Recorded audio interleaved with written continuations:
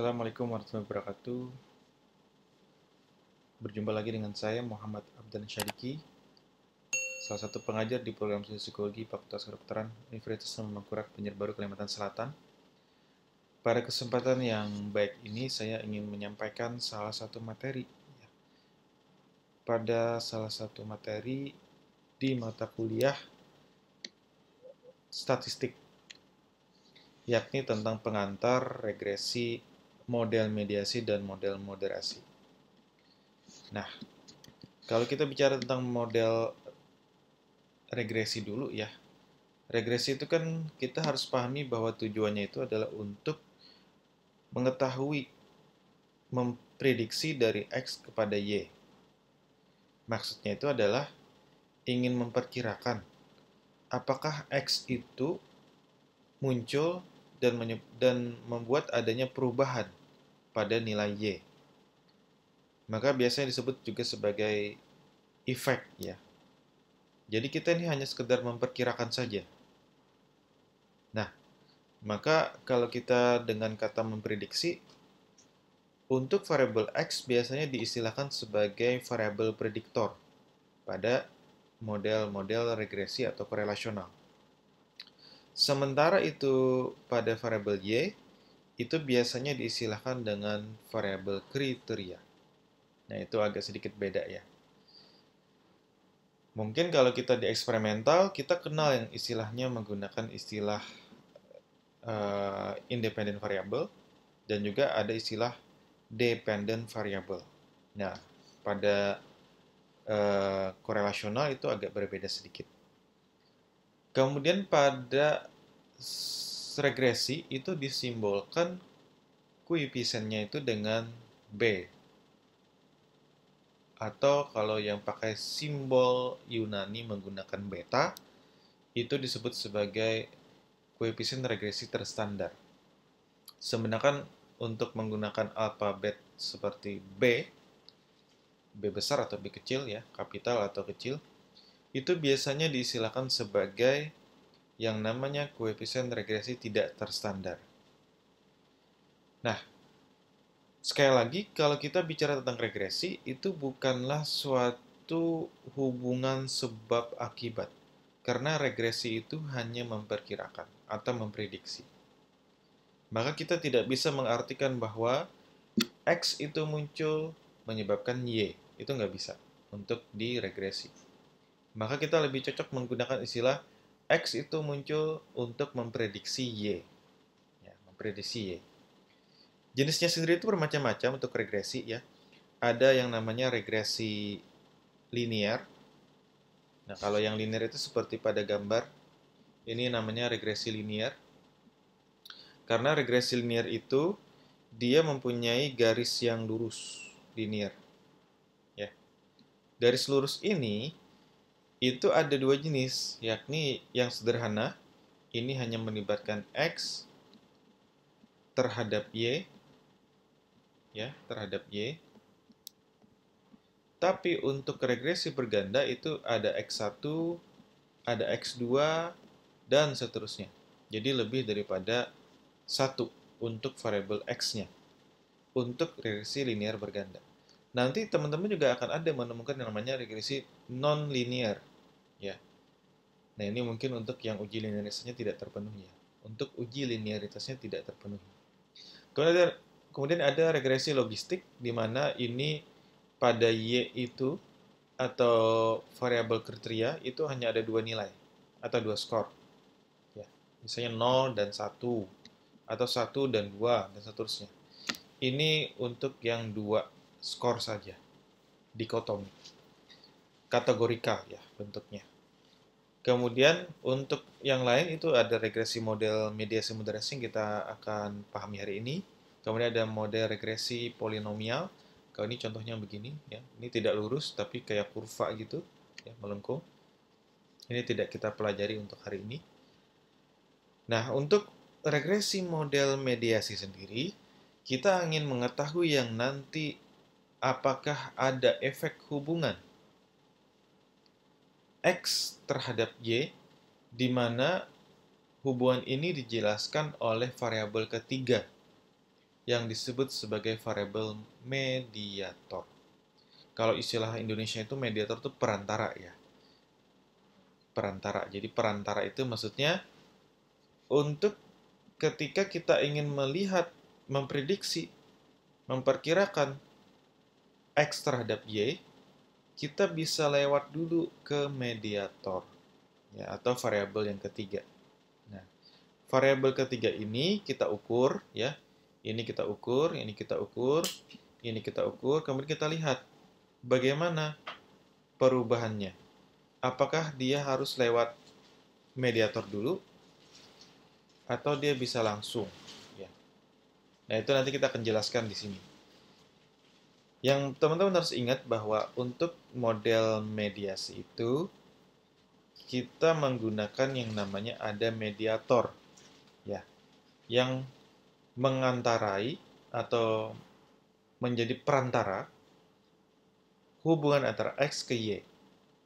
Nah, bedanya dengan model moderasi ya. Jadi moderasi, mediasi itu beda. Kalau moderasi itu adalah si moderator ini mempengaruhi garis hubungannya. Jadi mempengaruhi hubungan antara X dan Y. Ya, jadi mempengaruhi garis hubungannya. Jadi nanti ketika ada moderator ini akan mempengaruhi hubungannya ini. Apakah nanti akan semakin kuat hubungannya atau semakin lemah, atau bisa jadi juga arahnya jadi berlawanan, ya, berubah arahnya gitu. Nah, kalau istilah di moderator itu, untuk variabel moderator itu adalah variabel interaksi namanya, ya. Jadi interaksi itu maksudnya perkalian. Dua ini kita kalikan, dapatlah namanya nanti variabel moderator.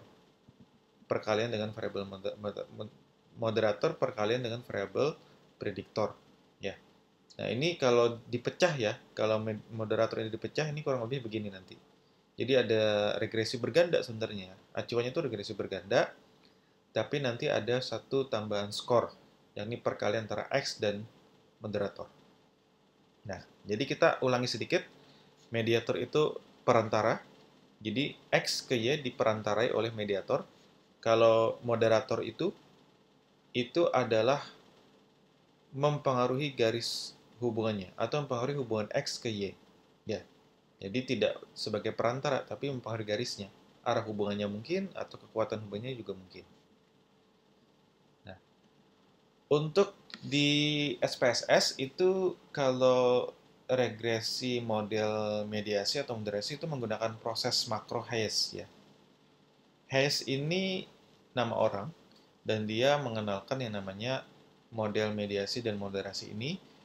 Pada tahun 2013 dia mengenalkan 74 jenis model. Sementara di tahun 2018 itu dia menambahkan menjadi totalnya sebanyak 92 model. Ada moderasi, ada gabungannya, ada mediasi saja ya. Jadi macam-macam nanti modelnya. Nanti kita lihat beberapa jenis ya, contoh ya. Yang pasti teman-teman sekalian, ketika nanti kalian akan menggunakan model mediasi atau moderasi, ya, kalian harus punya dasar acuan teoritik yang sangat kuat. Maksudnya itu adalah kita harus bisa memastikan bahwa kenapa kita harus menggunakan mediator, kenapa kita harus menggunakan moderator.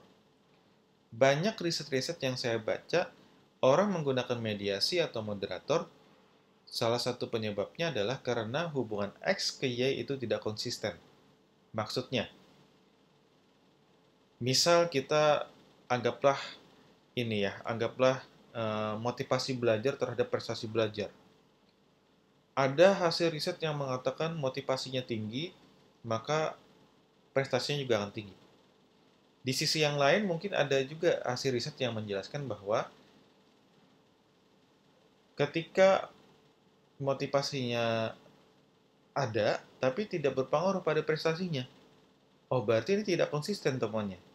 Dengan begitu kita harus mengetahui kira-kira apa yang bisa menyebabkan atau bisa mempengaruhi hubungan yang berbeda ini. Yang satu ada yang menjadikan signifikan, yang satunya tidak signifikan. Nah, kita bisa memperkirakan. Dari teori kita baca, akhirnya kita menemukan misalnya inteligensi. Nah, inteligensi kita tetapkan itu sebagai mediator atau moderator. Pada model mediator, pada model moderator, itu biasanya dikenal dengan istilah main centering, atau kita itu menggunakan bukan nilai raw score atau nilai kasar atau nilai yang kita totalkan, itu tidak ya. Tapi kalau di moderasi itu biasanya itu menggunakan yang namanya mean score, mean centering.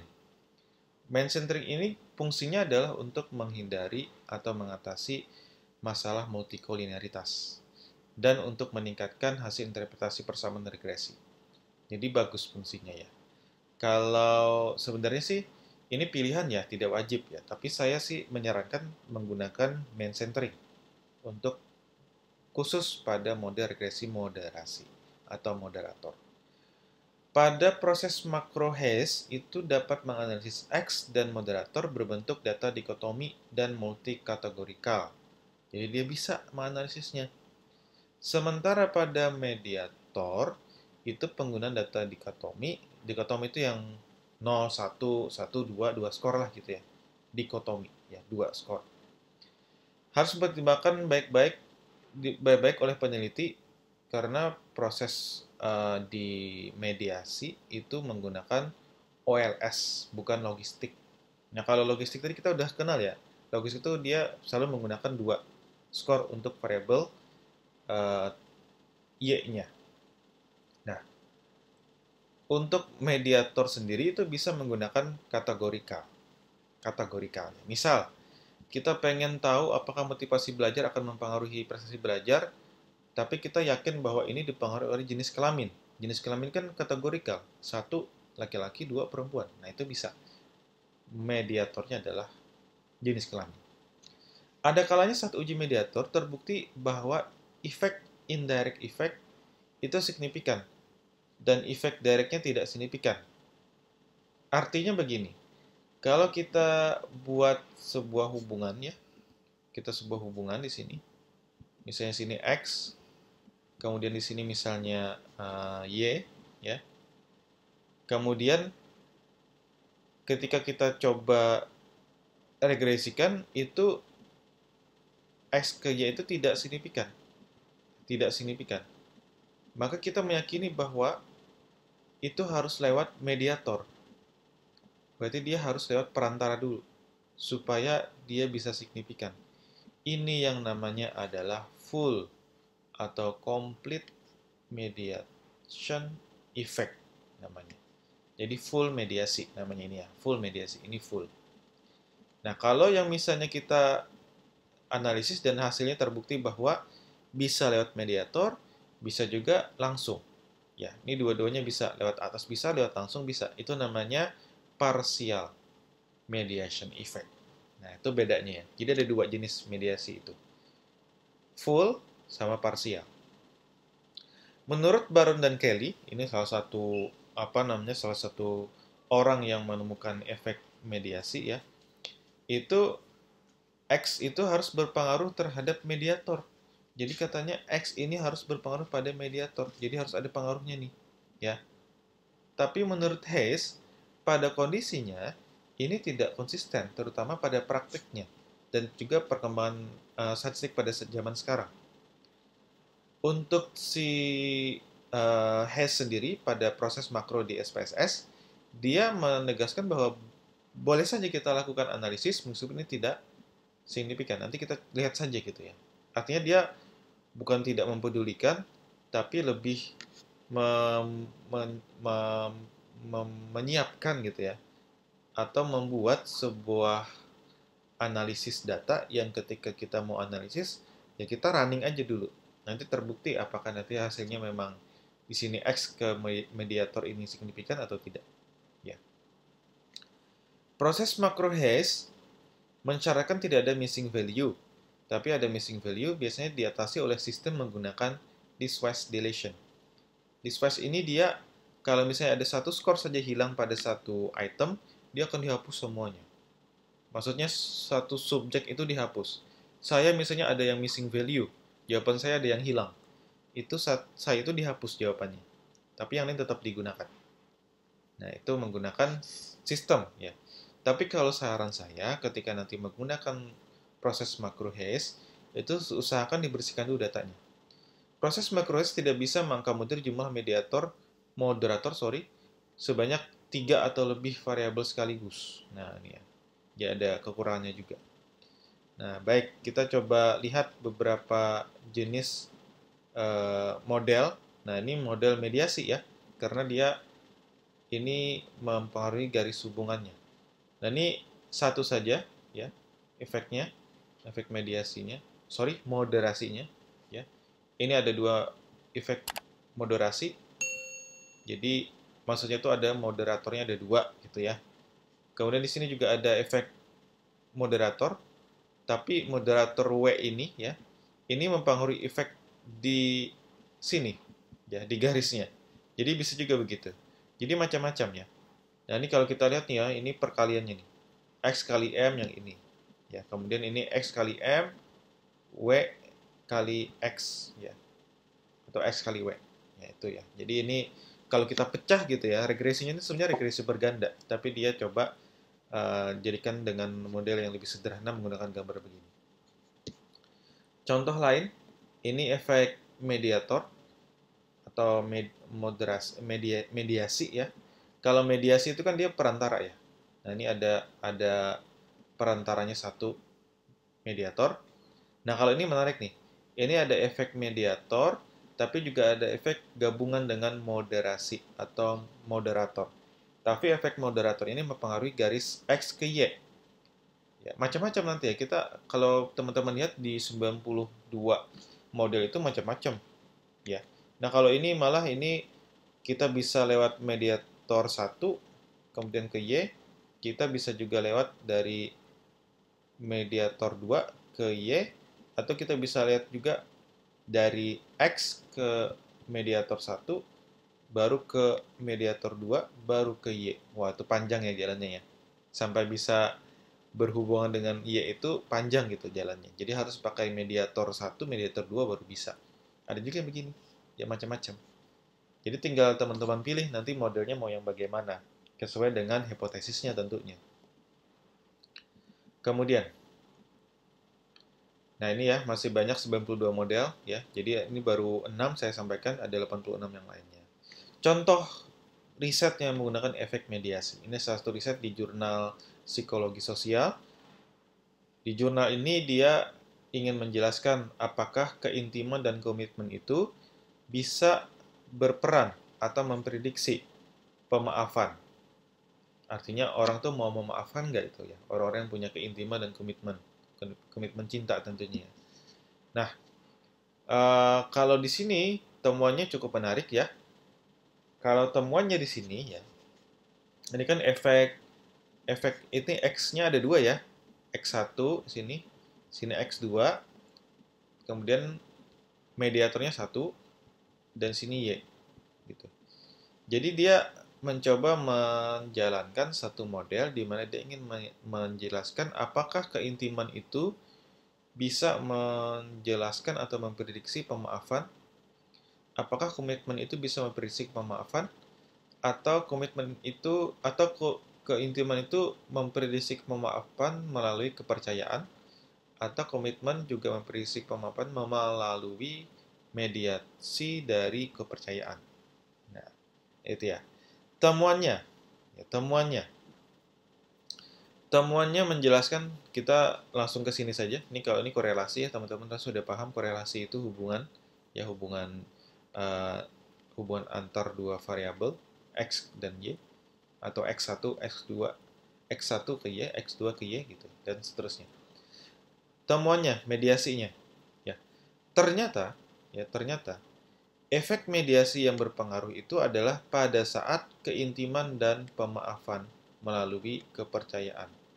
Maksudnya begini, orang yang punya keintiman akan melakukan pemaafan ketika dia mempunyai kepercayaan terhadap pasangannya. Gitu ya, menarik ya. Jadi orang yang punya keintiman akan memaafkan ketika dia punya rasa percaya. Ketika hasilnya menggunakan direct effect, nih efek langsungnya ya, ini ternyata ketika keintiman ke pemaaf itu tidak signifikan nih. Yang ini tidak signifikan, ya. Ini tidak signifikan. Baris pertama ini tidak signifikan. Artinya keintiman itu tidak bisa membuat orang langsung memaafkan. Jadi orang yang punya keintiman tinggi baru bisa memaafkan ketika ada kepercayaan. Ya, paham ya? Jadi itu adalah penjelasan dari hasil riset ini. Jadi harus lewat kepercayaan dulu baru bisa memaafkan gitu. Baik, ini untuk riset yang pertama tentang efek mediasi. Berikutnya. Contoh berikutnya ini adalah efek moderator atau efek moderasi ya. Jadi efek moderasi di sini dia pengen melihat apakah ideologi politik itu bisa membuat orang mempunyai kepuasan hidup ya, kebahagiaan atau kepuasan hidup. Di sini temuannya bahwa sebenarnya orang-orang yang punya religiusitas yang tinggi itu akan mempunyai kepuasan yang tinggi juga. Kepuasan hidup yang tinggi ya. Yang ini ya, ini signifikan nih. P-nya signifikan. Jadi religiusitas ketika menjelaskan atau memberisi kepuasan hidup itu signifikan. Tapi variabel yang misalnya konservatif liberal itu tidak signifikan di sini. Ini tidak signifikan. Bagaimana kalau kita jadikan konservatif dan liberal sebagai moderasi? Temuannya ternyata tidak signifikan juga. Ya. Jadi orang-orang yang punya religiusitas yang tinggi tidak tentu akan mempunyai kepuasan hidup yang tinggi dipengaruhi oleh orang-orang yang punya religiusitas yang tinggi ya belum tentu akan dimoderasi oleh ideologi politik untuk menentukan hubungan dari religiusitas terhadap kepuasan hidup atau kebahagiaannya. Jadi ideologi itu tidak menjadi atau mempengaruhi hubungan dari religiusitas dan kepuasan hidup. Buktinya adalah religiusitas itu signifikan aja ke kepuasan hidup tanpa harus dipengaruhi oleh faktor lain berupa ideologi. Begitu pula ketika menggunakan ideologi jenis yang lain, yakni religius sekuler, itu juga tidak signifikan untuk efek dari moderasinya. Ya. Dan ternyata religiusitas bisa langsung memprediksi kepuasan hidup atau kebahagiaannya. Ya. Jadi itu temuan untuk efek moderasi. Bisa ya ternyata efek moderasi juga tidak signifikan ya. Bisa ya, tergantung dengan hasil temuannya. Efek mediasi juga belum tidak tentu harus signifikan terus hasilnya. Bisa jadi tidak signifikan ya. Tapi yang namanya temuannya kita harus laporkan. Ya, ini temuannya. Baik, kita sudah selesai untuk penjelasan hari ini mengenai pengantar, regresi, mediasi, dan moderasi. Kalau menurut kalian video ini bermanfaat, silahkan untuk dibagikan dengan orang yang lain atau teman-teman yang lain, supaya kita bisa menyebarkan ilmu pengetahuan. Kemudian juga jangan lupa di like videonya, dan kalau berkenan juga boleh di subscribe untuk akun YouTube kami di channel SnapLab Psychology. Terima kasih, sampai jumpa di video yang lain. Selamat belajar. Wassalamualaikum warahmatullahi wabarakatuh.